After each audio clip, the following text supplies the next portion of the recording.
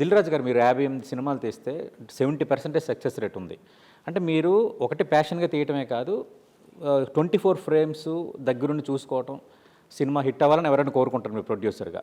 అలాంటి మీరు మరి ఫ్యామిలీ స్టార్ విషయంలో లోపాలున్నా ఎందుకు కన్విన్స్ అవ్వాల్సొచ్చింది? గేమ్ చేంజర్ అనేది బయటకొచ్చిన తర్వాత నేను కూడా చూశాను. కొంత ఓల్డ్ మోడల్ స్టోరీలా అనిపించింది. అంటే ప్యాటర్న్ ఇవన్నీ చూస్తున్నప్పుడు. ఎందుకు అక్కడెందుకు గ్రహించలేకపోయారు? ఇలాంటి అక్కడున్న దిల్ రాజు మిస్ అయిపోయాడా 2 సినిమాలకి?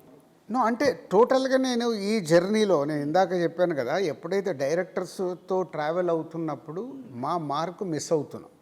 ఎందుకు నేను నవ్ ఇస్ అ డైరెక్టర్కి ఫ్రీడమ్ ఇవ్వాలి.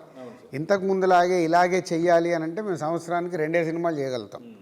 3 సినిమాలు 4 సినిమాలు జరుగుతున్నప్పుడు మా ఒరిజినల్ టచ్ మిస్ అవుతుంది. అదే కొత్త డైరెక్టర్ దగ్గరకు వచ్చినప్పుడు, so upcoming director 1 or 2 films చేసిన డైరెక్టర్ దగ్గర అయితే ఫుల్గా స్క్రిప్ట్ అనాలిసిస్ చేసి ఫుల్ కంప్లీట్ అయిన తర్వాత చూసుకొని వెళ్ళగలుగుతాం. అప్పుడు they also is a believe on me.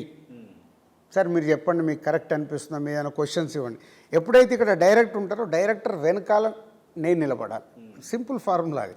So ఇలా వెళ్తున్నప్పుడు ఇలా, సో ఇక్కడ డైరెక్టర్తో వేవ్ లెంత్ ఉన్నప్పుడు సంక్రాంతికి వస్తున్నాం ఉన్నది ఆయన మార్క్ సినిమా, అనిల్ రావు ఇప్పుడు మార్క్ సినిమా కాబట్టి ఫుల్ ఫ్రీడమ్గానే చేసుకున్నాడు.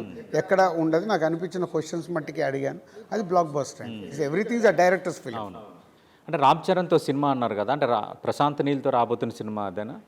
అంటే అది కాదు, ఒక 3-4 స్క్రిప్ట్స్ ఫైనల్ స్టేజ్లో ఉన్నాయి. అంటే 26లో స్టార్ట్ చేయాల్సిన దానికి స్క్రిప్ట్ వర్క్స్ అన్నీ ఒక 3-4 స్క్రిప్ట్స్ లాక్ చేసాం. సో దాంట్లోకి వెళ్ళి ఏది చూజ్ చేయాలి అనే దాని మీద వెళ్ళాలి.